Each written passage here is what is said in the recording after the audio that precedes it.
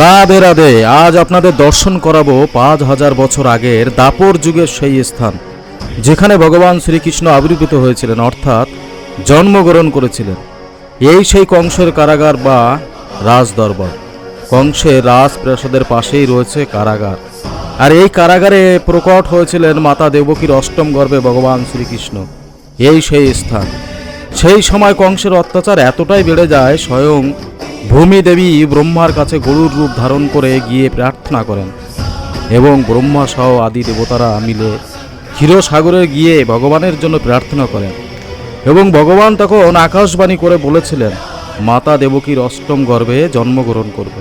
অবশেষে উপস্থিত হয় সেই দিন, এই সেই স্থান কংসের কারাগার। প্রবল ঝড় বৃষ্টি ও প্রলয়ের মধ্যে মাতা দেবকীর গর্ভে আবির্ভূত হয় ভগবান শ্রীকৃষ্ণ।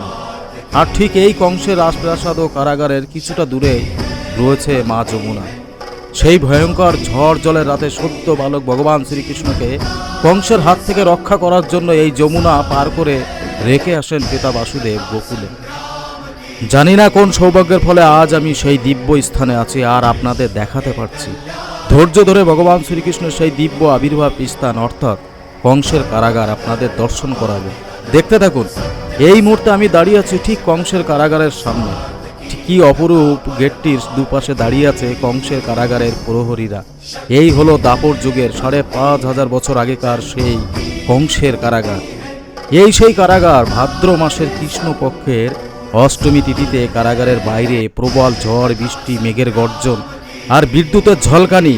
গভীর অন্ধকার রাতে এই কারাগারে জন্মগ্রহণ করলেন মাতা দেবকীর অষ্টম সন্তান ভগবান শ্রীকৃষ্ণ। সেই রাতে ভগবান শ্রীকৃষ্ণ আবির্ভূত হওয়ার পরপরই ঘটল এক অলৌকিক ঘটনা। এই কারাগারের দরজা আপনা আপনি খুলে যায়। প্রহরীরা ঘুমে অচেতন হয়ে পড়ে। পিতা বাসুদেব ভগবান শ্রীকৃষ্ণকে নিয়ে মা যমুনা নদীর তীরে এসে পৌঁছালেন।